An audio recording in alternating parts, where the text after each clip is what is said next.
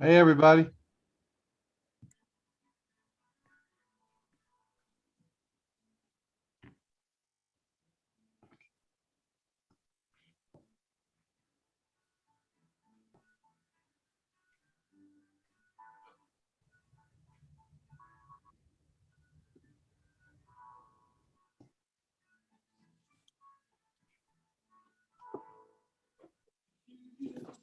Hey, Grant, how are you? Hey Dennis, I'm doing good. How are you? All right. I don't know. See, Hello, Dennis. I'm Pam Caraway. I'm with Trade Boutique. yay, Pam, you made it. Yeah, I've been trying to follow with the follow-up videos Yeah. um, and everything, and it's been real good. But today I'm working out of the house. All right. Hard to do it at the retail store.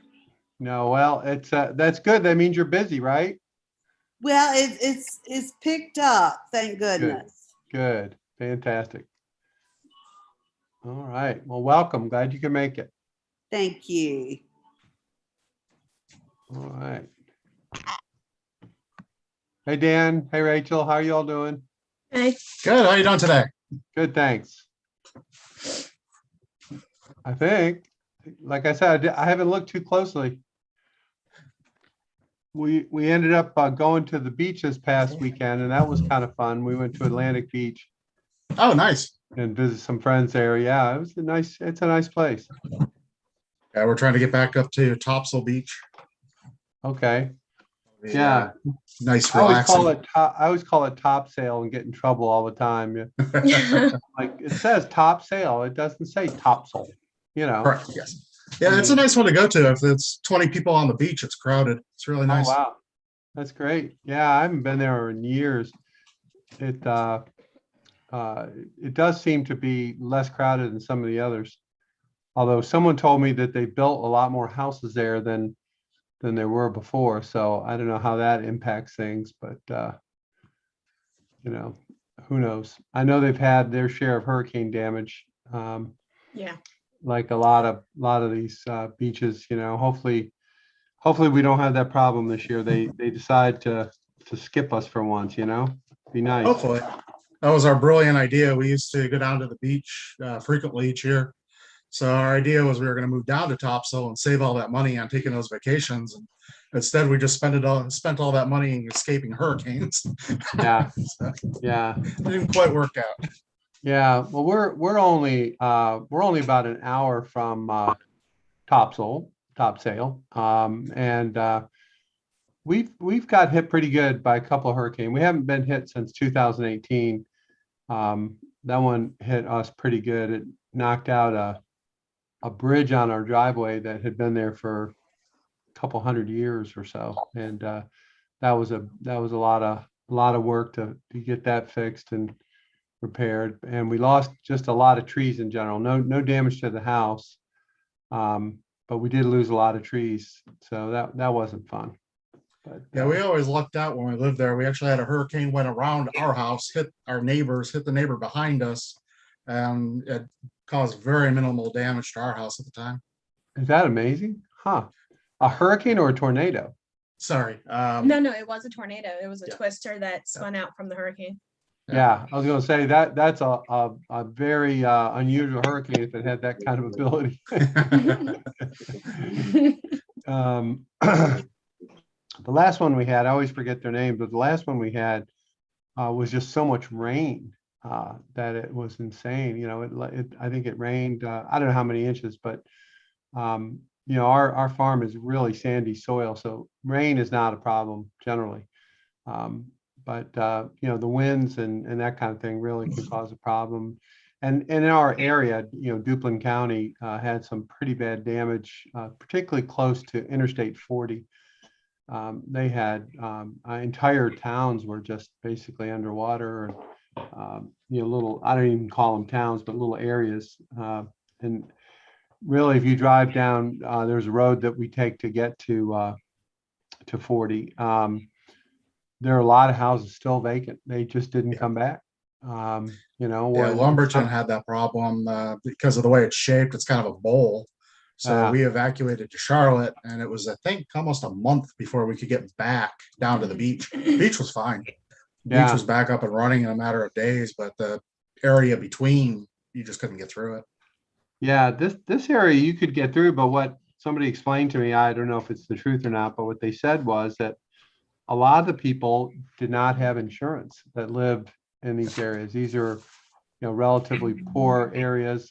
In many cases, it's mobile homes, and they just literally couldn't afford to come back and to move, you know, move back. So you see a lot of places, mostly older kind of looking places, they're just vacant to this day. So I don't know if they're in a floodplain and they can't get insurance or What I happened to really don't- us? We lost our insurance after we made a claim.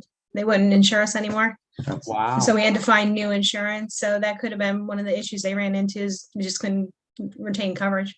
Yeah, yeah. I think, you know, some of these places you can just you can tell by the area around them that they've been there a really long time, right? The trees are really tall and there's it's obviously they've been there a long time. Hey, So it may be that you know, they just were to the place where they didn't want to start over again and decided to, you know, pack it up. I'm not sure. Yeah. Okay, I'm gonna so anyway, well, I'm gonna go ahead and get started. So what we're gonna do today, we're kind of starting a little section here, if you will, where we're gonna be talking about raising capital. Today we're gonna talk, we're gonna watch a video by, if any of you know Gary Vee, he's kind of a maniac, but he's got a real good video aimed at small businesses raising capital that I think is really good. It's about 20 minutes long. And then we'll talk about some more of those type strategies when we're done with that. And then tomorrow, we're actually having a guest speaker who is a venture capital guy, who's a friend of mine from the DC area, which is a whole different realm, if you will. But he's a real good guy. I think you'll enjoy what he has to say, even if you don't really feel like your business fits that profile. You know, I think he's genuinely interested in helping rural businesses trying to prosper, even though I don't know how much he knows about rural business, to tell you the truth. Kind of hard to say.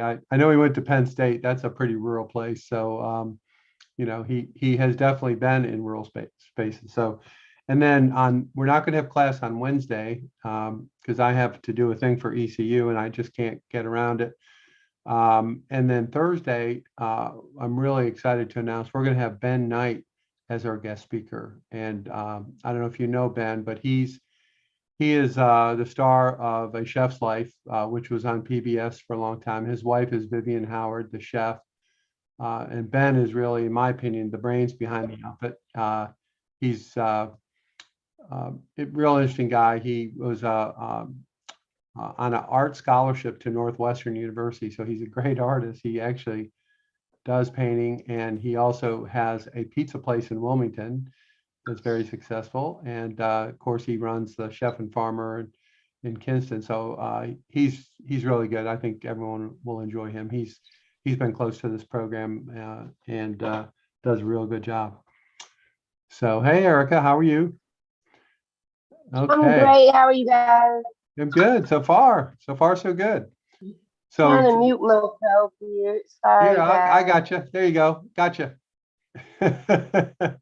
So I'm going to start the video, and then when the video is done, we're going to just talk about some of the things that he talks about in this video, different techniques about raising money, and we'll talk about some of the things that I've done in my career that may be useful, and you know, we'll go from there. So let's see if we can do this right. And okay. So hopefully you can see my screen and I'll make it full screen. Hopefully, if I can do that. Let's see how this works. Okay. I vlogged today solo, 8:58 in the morning, had something to cancel, so me and Iris are on different schedules, pulling up to the office. Good day. Got Nightline following me around today. So I'm excited about that. So some of your grandparents and parents are going to check that out on the television. You'll see that online. I'll chop it up. Super excited. All great stuff. Focused VaynerMedia. Just the whole VaynerX family, Pure Wow, all that is going extremely well. Tons of strategies for 2018 being implemented. Super excited for Agent 2021, our first owned and operated conference in Miami next week. That should be great. And obviously the book is right upon us. Obviously super excited about crushing it. It's doing extremely well in sales, which I appreciate. YouTube. If you've not pre-ordered it, now is the time. Don't break my heart.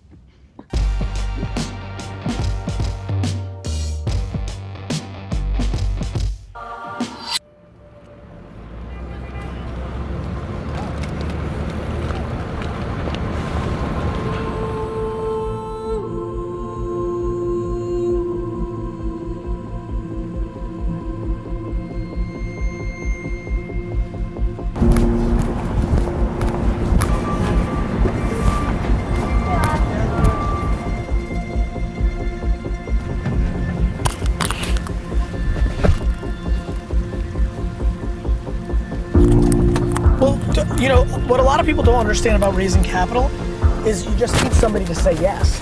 It's not about, you know, here's how you do it.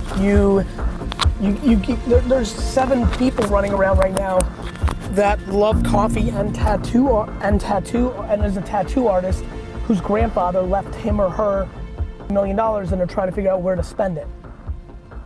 Those people exist. Like, you're not gonna go to Silicon, like, well, the reason everyone's losing is they wanna go to Silicon Valley and talk to bankers and math kids, and they run you through the ringer, and it's a waste of time. You need to go find entrepreneurial money who believe in you. You need to go find somebody who sold their agency and has $12 million now and is looking to do something and is like, oh, I understand Mike, and I love skateboarding and tattoos, and I love, do you understand? Like, so I'm giving you a piece of advice that people are just not understanding. That's the game. Like, you don't go to somebody who's gonna say no.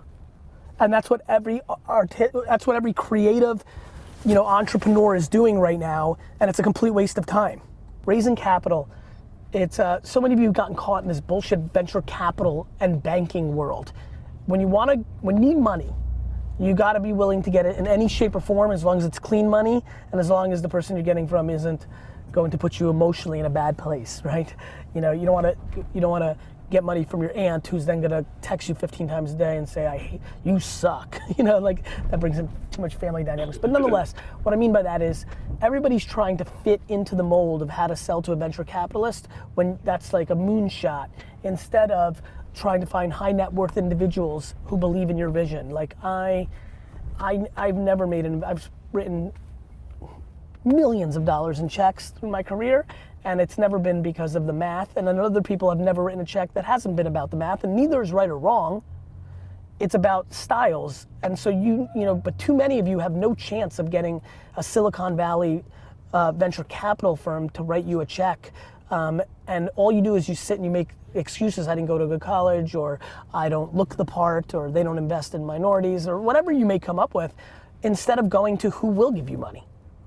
Find who will give you money. You know, high net worth individuals who are creative and open-minded. So a couple years ago, I stumbled upon Bubble, which claims to allow you to write software. Find them.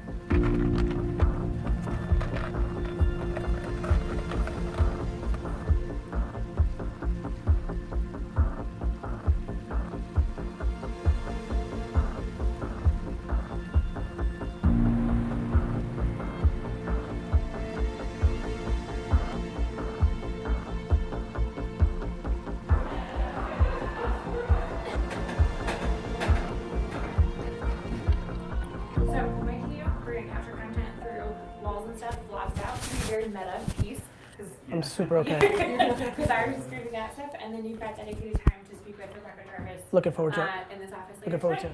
Cool. Hey. Let's do it. So these ladies flew from Australia. Thank you. For you. Thank you. For you. Well, what kind of teenager were you?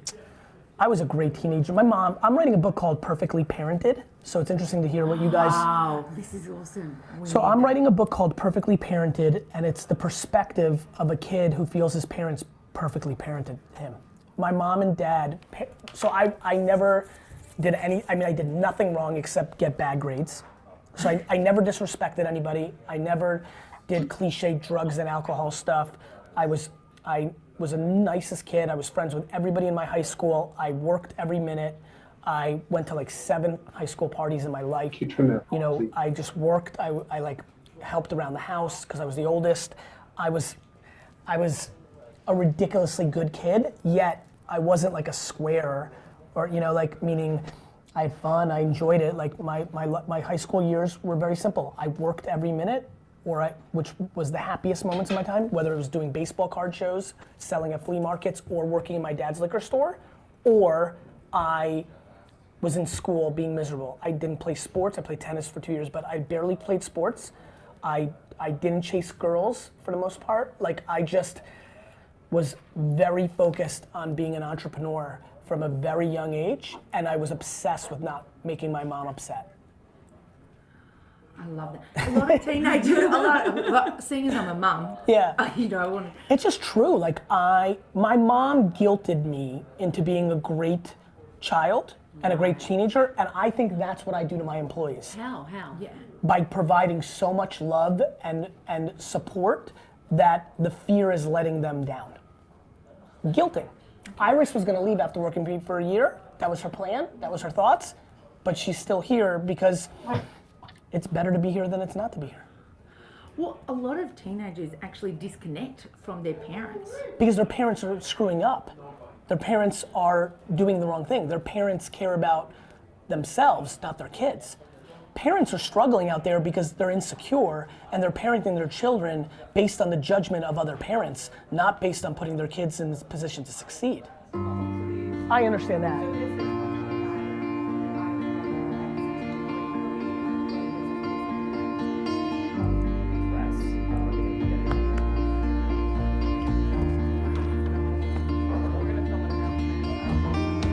Get me on the phone with them for 5 minutes.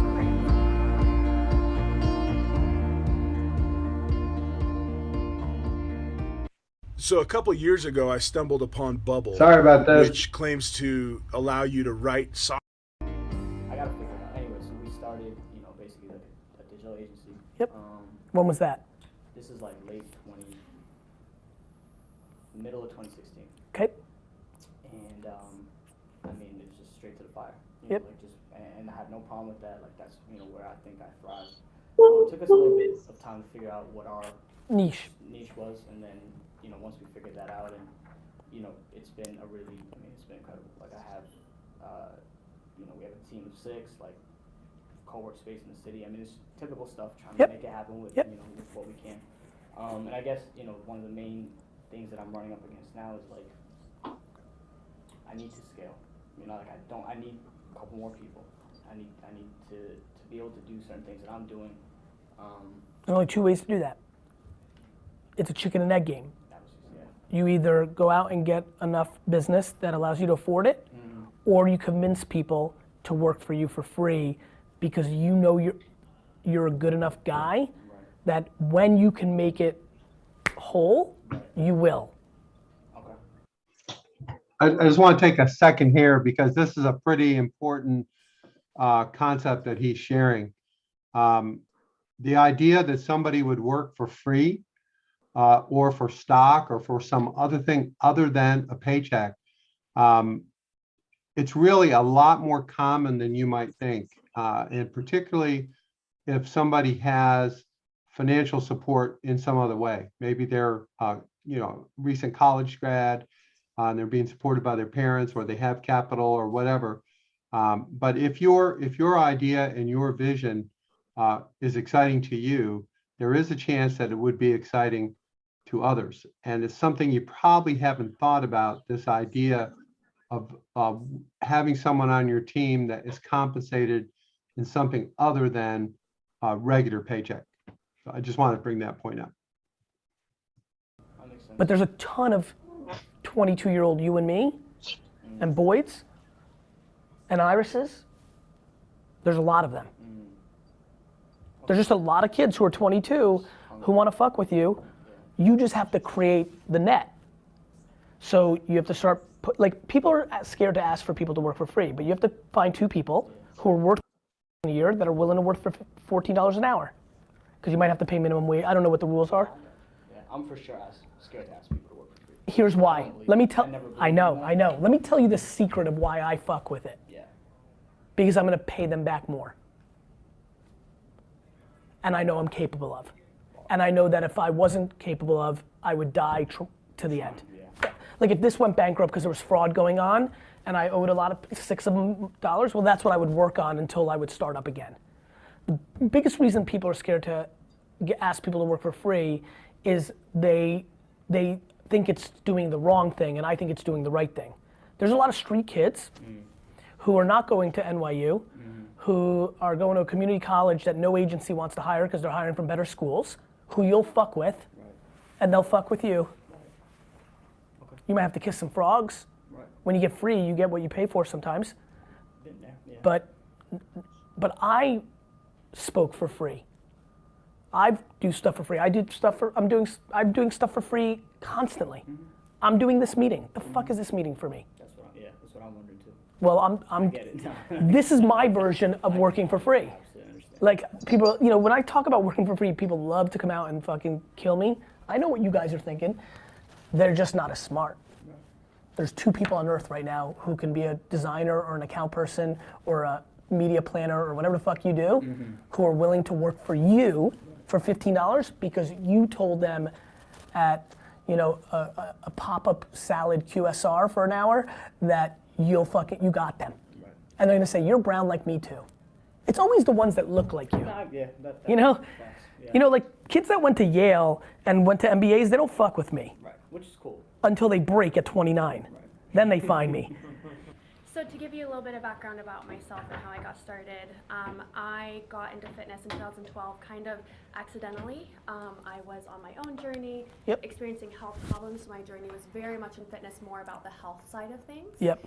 And I joined Instagram to motivate myself. We were actually living in China at the time. And being alone on that journey, that Instagram was my way to connect and communicate with people. Especially back home, right? Yeah, and since that was really at the beginning of Instagram, I started organically growing a page just by connecting with people. And I know enough about your story. I know enough about that era of Instagram to know that you were on that wave. I remember. Yeah. Okay. So fast forward to today. Pretty much, I've built this brand kind of on accident, but it's been amazing because it's something that I'm passionate about and I'm able to connect with people on. And I launched the app December 17th, so it's been just a few weeks. And so the launch was great. My community kind of just freaked out, exploded, and they're loving it. I would just say that where we're at now is we're a pretty small team. We're a team of 5, and the demand is exceeding our potential as a small team. And well, let me give you a first big piece of advice. Try to keep less money. Keep less money. Of course. Invest more in the company. 100%. Right. Unless you're retiring next year, the biggest mistake that people that go through what you're going through right now make is they're trying to maximize profit to buy the things that the 2 of you want. Yeah. Right. So they're willing to not hire 3 more teammates and invest in the business because they want an extra vacation or a bigger bedroom or 3 more handbags. I mean, that's real. The biggest first piece of advice I would make is the following. There are, Ming, right? Min. Spell it? M-I-N-H. There are 7,000 Mins right now. Do you know how pumped Min is too? Do you know how many, you have to understand how this is all playing out. Min's a young woman, Alex, Iris.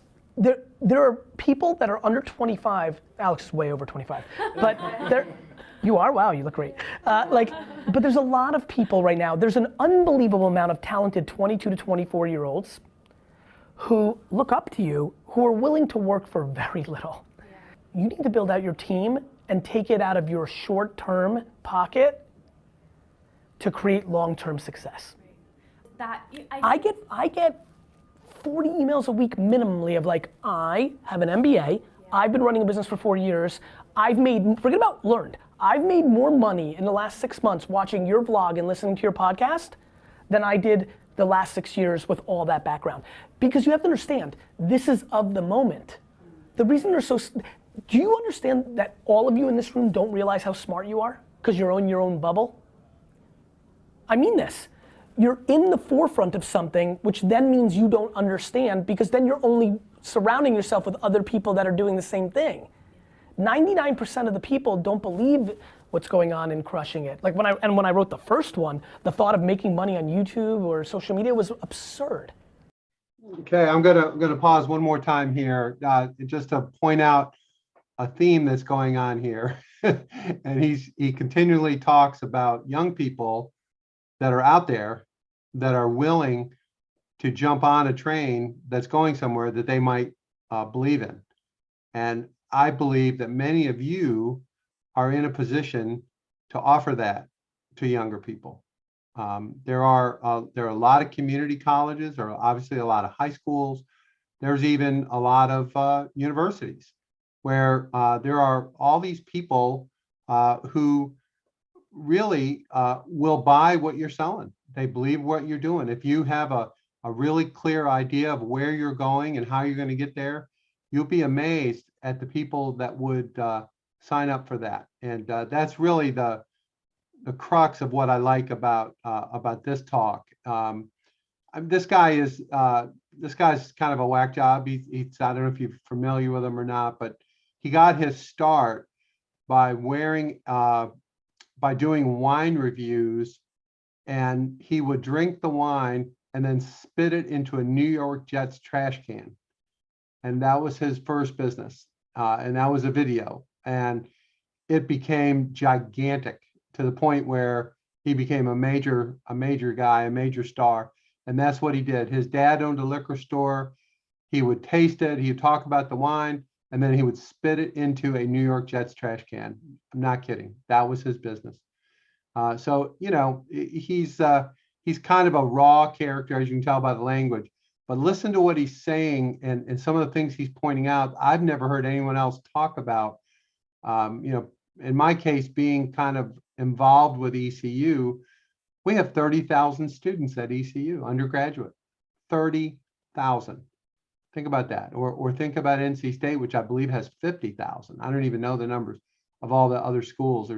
But there are a lot of people out there who would be interested in what you're doing and how they might be able to play a role. I mean, go read the first Amazon comments of my first book 9 years ago. So you've already got the mentality. Now let me give you the practicality. Get 4 people on your team for the cost of what you probably allocated for 1. An enormous amount of 22-year-olds right now, and more next year because they're getting affected in teenage years, every year more. His dream job in life is to either be an influencer or work for one. That's just real. We're excited to read the book. Thank you. Yes, enjoy. I got presents. Yeah, that's my MBA. Right I love it. I think you'll really like it. Yeah. I hope there's 1 or 2 little nuggets that can, you're so in it that it will come natural, but I really actually wrote it for people like you. Like there was like 4 to 7 things that are in there that I'm like, okay, this is the best shit I know, that I think maybe even for the people that know, they may not know. Awesome. Thank you. Cool. Thank you again. Thank you guys, take care, bye-bye. The reason this is intriguing is that the streets will fuck with it. And so it's got bigger upside. This is why I'm gonna go to the point that I wanna make, which is when I think about businesses like this, the biggest thing that I'm gonna give you a huge piece of recommendation, you don't wanna be at the mercy of these fucking logos. Got it? You don't think you've got Penn State, Michigan, Indiana? Nope. You've got 100. I know exactly what you're gonna say. Here's the good news. No, here's why. You don't have the leverage. I'm gonna say it again. It's way better if you guys design something with a logo that was yours and people started coming to you. Your patent's not gonna hold, your brand will. Let me ask you a question. Louis Vuitton Yes. is not a one single product company. It started as one. It did, but is that what you're Period. saying this could be? Where we're doing more things than just the hood? That's how it always works. Okay. But you did say. What do you think Under Armour started as? What do you think Nike started as? Every brand we're about to say started as a single product company. Your 5th business book just came out. Yes. It will have just come out at the time of this interview. Everyone manages their money differently. So why are you investing?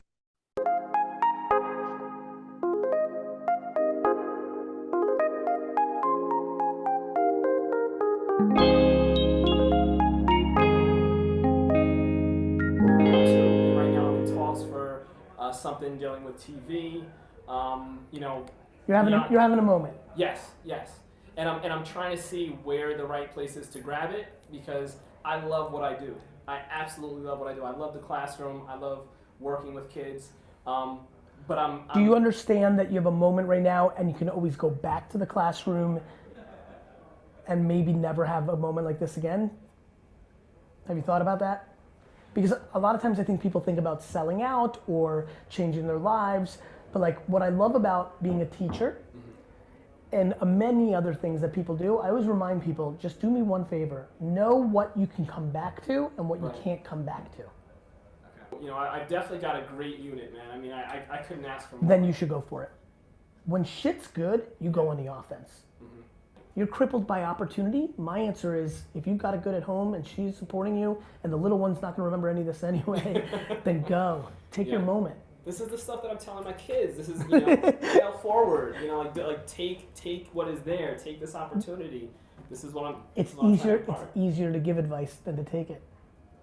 Which is why I think I've popped, because I think I only give advice that I already took, so nobody can call me on the vulnerability. I'm a practitioner of all my thesis. What do you? Casey actually, you know what? Fucking Casey. Casey Neistat's a fucking beast. What do you say? Where is he? Where is he? The name Gary Vee has become synonymous with motivating an entire generation. No one understands the power of social media better than Gary, because none of what he preaches is theory. It's an understanding born from his deep expertise in business and life. What Casey understood about me in his quote for this book is, I'm not guessing.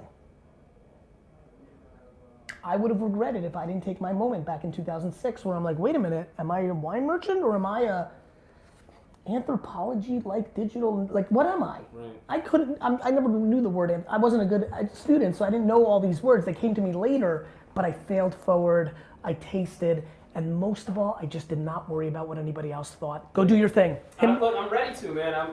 Just go do really, it. really serious. Just honestly, just go very hard. Yeah. Say yes to everything. Word. Until you can't fucking breathe. I'm ready for it. And you know, it's funny, this was the year I said at school, I was like, this is gonna be my year to say no. And you know, and like watch all the things that I'm accepting, but I realized, like you're saying, the more important focus is that yes. And where I'm putting those you know yeses. what you know what's up? When you say yes and you can't breathe anymore because you're saying yes to everything, the yeses are giving you more oxygen. Yeah. Yeah, it's the truth. It's the truth. Thank you for this You're yes, welcome. man. I Talk to you soon. Can't say it enough. Stay Thank well. you so much. Peace out.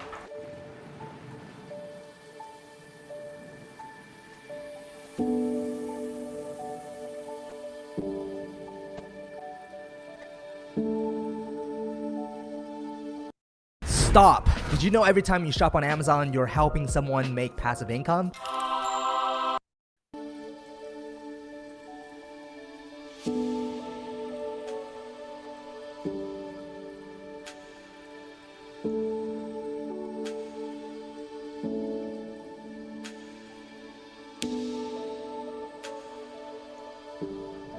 The day's been fucking crazy.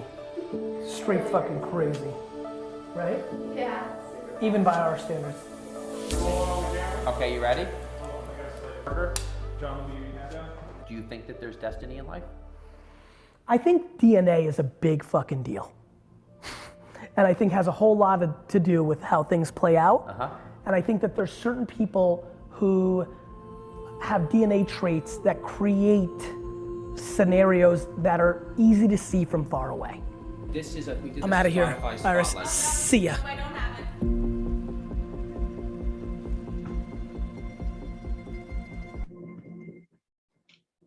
Okay. See if I can turn this guy off. Sorry.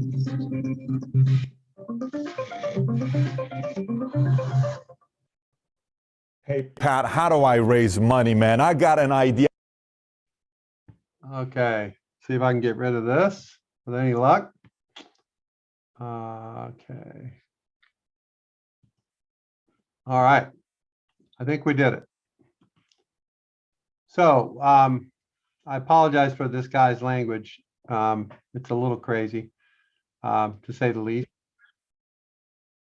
I don't know what's going on here. Anyway, couple things to kind of review. Number one, he's a real fan of finding sources of capital or money in kind of non-traditional ways. He talks about high net worth individuals, people who maybe are in your industry who have been there a while and they sold out, and they made some money, or someone that you know in the community, your church. I think one thing that's really clear to me, as you watch this video, when he talks about doing that, and then he talks about hiring people without paying them big salaries and related. The given in all of that is you really have to have your story down, your message, your brand, what it is that you're trying to do in order to communicate to investors, in order to communicate to potential employees or anyone else. You have to do the work to think it through. Just what are you doing? What is your brand all about? How, this idea of reaching out to people and asking for help and getting input. You just saw this guy. I don't know how many meetings he had in that day, but there was a lot. And he was pretty high energy through the whole thing. And the reason is he feels like he's helping people, and that's what he's about in his own strange way. He's trying to communicate things that he has learned in his business and in his life that have been helpful to him. And in his case, he's kind of downplaying, a top quality education and access to venture capital, which is all fine. I've done both. I've done venture capital. I've done bootstrap. I've done wealthy individuals. I've worked with all those different groups, depending on what the product or the subject was. But one thing you can say, I think, about this guy is he is a true believer. He really believes in what he is doing. He believes in what he's saying to people. As he said toward the end, this isn't theory. This is what I've done. This is what I've experienced. Here's a guy who literally spit in a trash can with his dad's wine. I just can't get over that. And you can find those on YouTube, the original Gary Vee show, which became really, really popular. But anyway, I think that the message here is get your brand together, your story, what you're trying to accomplish. And if you need help, if you need workers or you need capital, give some thought to maybe some non-traditional ways of pursuing that and going after that. It might be something that you hadn't thought of before. And that was my hope with today's session, was to try to point out that there's more than one way to skin a cat. So with that, I'll open it up. Anybody wants to talk about this, what they saw, what they're thinking about it. Happy to talk.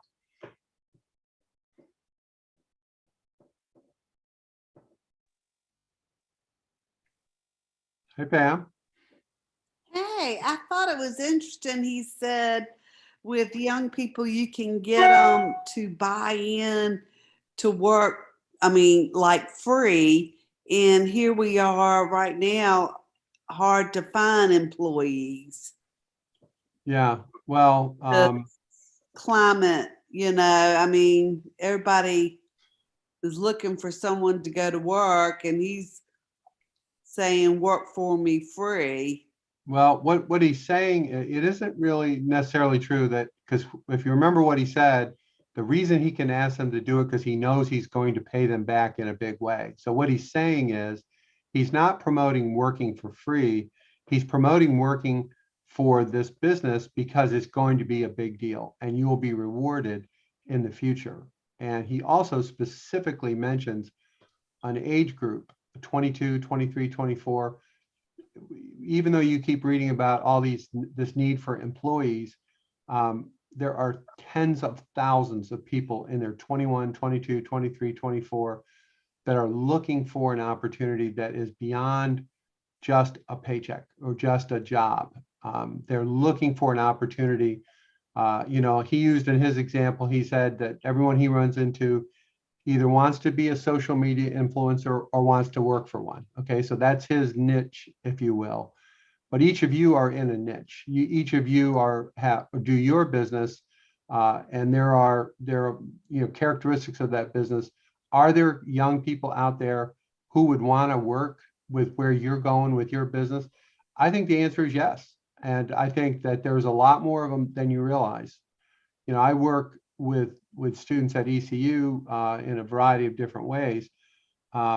We actually have the only undergraduate entrepreneurship program in the state of North Carolina as an undergraduate major, believe it or not.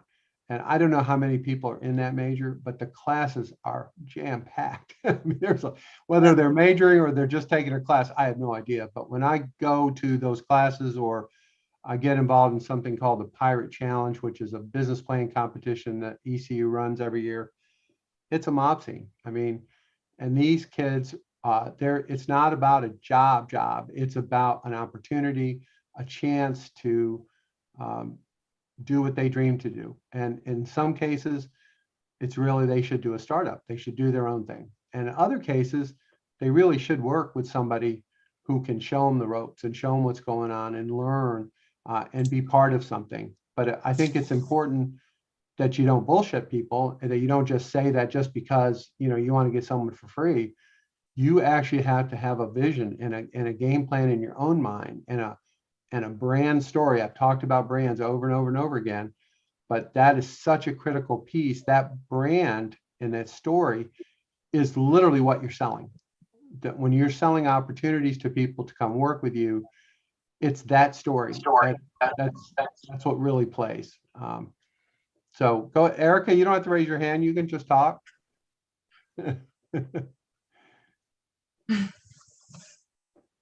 Okay, all right, well, I don't know what else to do. Can't hear you. Can you guys hear me? I can hear you now, okay. Okay, I just wanted to add to that.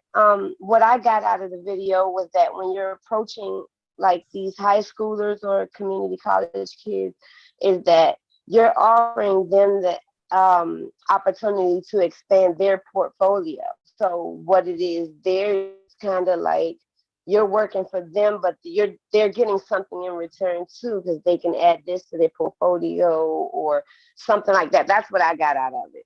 Yeah. When I think that's really good. When I have a daughter who's now actually, gosh, I think she's 36 or 37. I don't want to think about that. But when she first graduated from college, she wanted to work in downtown DC in like public policy stuff. And so she started applying and going around to places. And she told me that she was competing against hundreds of kids who are willing to do these jobs for free. It required them to buy clothes, actually all of the expense of doing a job, but they would do it for free. And she said it was just unbelievable. And these are kids who wanted to work on Capitol Hill, or they wanted to work in policy or for an association or whatever. They had a very specific thing that their World Wildlife is down there, et cetera. But that to me was amazing, because when I'm a lot older than most of you all here, but when I graduated from college, nobody was working for free. I sure as hell couldn't afford it. I had college loans. I paid my own way through school. So, to me, it was shocking. I go, you're kidding. She goes, no, there's dozens of them for every position and they're all from top schools, and they've got incredible resumes, and they're perfectly willing to work for free. They often call it an internship, is the word you'll hear a lot. Internships are all over the place. And what Gary Vee is talking about really is internships in a lot of ways. It's the same sort of concept, except it's working for you and working with you, and you building a little bit of a team. Doesn't have to be a big team. I mean, in that video, I think the biggest team was 5 people, right? So we're not talking about dozens and dozens of people, but it might be 1 or 2. And he said you have to kiss frogs. What he means by that is not everyone's going to work out. You may have to have the ability to say, sorry, it's not working out, and goodbye, Dennis, I had a question. Yeah, sure. You mentioned the program at ECU with the entrepreneurship. Is there a way that you can connect us to the people in charge of the program so that maybe we can find a way to introduce ourselves to some students or see if there's any interest in that group of students now? One of the things Dan and I were going to do today, there's a tech college near us, but we keep forgetting the name of it. So we're actually going to go, we're going to go drive down there to get their information, because we were thinking the same thing, to see if there were any students that maybe had an interest in working with us and growing with us. Yeah, I'm happy to connect you. Just so you know, at ECU, summer is not the best time to do that, right? A lot of kids are gone or whatever, but yeah, we're technically part of it's called the Miller School of Entrepreneurship. So I will connect you with David Mayo and Michael Harris are the two guys that you can chat with. And I don't know what the vehicle is. I know they run programs all summer. I know one program they run is aimed at high school kids who are interested in stuff. So there's several groups. There's also something called the Northeast Alliance, which is another group. Just so you know, in North Carolina, up until about 2010, there were all of these economic development offices all around the state, and they closed them all, and they all became ones that survived are on their own. They're not part of the state at all. So the Northeast Alliance is an example of one. I think there's 7 or 8 of them around the state. And those groups are really good to know, and you'll be able to connect with a lot of companies, a lot of people, and they're all nonprofits. So I just happen to know the Northeast Alliance people, but I know there's one in Wilmington.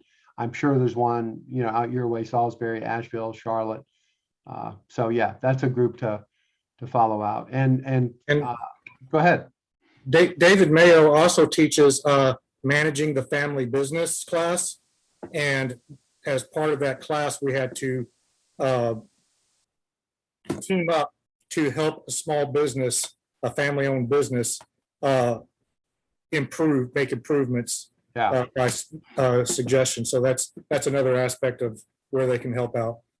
Yeah, Sydney Allgood puts on here the Rise 29 program is another program at ECU that they look for interns to work on projects, although most of those are in far eastern North Carolina, like the beach and in that area over that way, to my knowledge, but maybe they've expanded which counties that they operate in. But yeah, David Mayo and Mike Harris will know. I don't know, I'm guessing, but they know, and they're in charge of that stuff, and I'm pretty sure they can help. Hey, Dennis. Yeah. I did Rise 29 as well, and mine was in Farmville, so it's not always at the beach, but it's definitely a good opportunity that I can connect the director to Rachel. Great. That'd be wonderful. Way to go, Grant. Yeah, and I think that the community colleges are big also. I think that there's a lot of them in North Carolina, and some of them are pretty good from what I understand in terms of they have a lot of kids that go there. They're pretty big populations of students, so that's another angle, to say nothing of the four-year schools in your area. There's UNC Charlotte, I know is probably near you guys. There might even be one in Salisbury for all I know. I have no idea. Yeah, I think if you think about what you're doing, and why, and you have that goal and that vision, that's your job to sell that, whether it's to a potential employee, a potential partner, a potential customer. That's really the core of what we're trying to do here, is trying to help you really get a handle on just why are you doing this and how do you explain it to people. It'll make a big difference. Sydney's asking, guy's name is Gary V-E-E, and he's all over the place. You'll see him on, he's got Instagram, he's on Clubhouse, for those of you who get Clubhouse.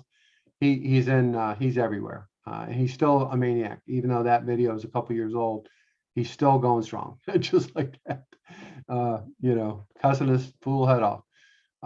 But anyway, that's really all I had for today on this topic. We're going to have a lot more on this subject, I promise you. But the idea of finding high net worth individuals, kind of non-traditional ways of finding somebody to help you finance your business. It's not going to a banker and doing a bank loan. You know, it's a different animal altogether. And let's see here, my alarm is going off. So how do I turn it off? Okay, change, sleep is off. Okay. I don't know what's going on, but things are happening here. But anyway, that's all I've got at this point. And I'm glad you all could come. And tomorrow will be the opposite end of the spectrum. We're going to have one of the top venture capital guys in the country will be speaking, and that's a whole nother world. And but there's a lot to be learned, and his relationships may be very helpful to you, even if you're not necessarily a prospect for funding by venture capital, which do tend to focus on technology companies, truthfully. But it's still this guy has seen it all. He's had a lot of pitches over the years, and I think he'll be interesting, and you'll get value out of it no matter where you are on the spectrum. Any other thoughts or questions at this point? Okay, so I'll post David Mayo and Mike Harris's email in the Slack channel, so you can reach out to them. And Grant will take care of Rise 29. I don't know exactly who does that, but Grant went through the program, so he knows. And you know, anything else we can do to help you all, you know, just let us know. And you know, I really want you to have what you need. I don't always know what that is, but I will try to find it. All right. Well, thank you all for joining us today. See you tomorrow.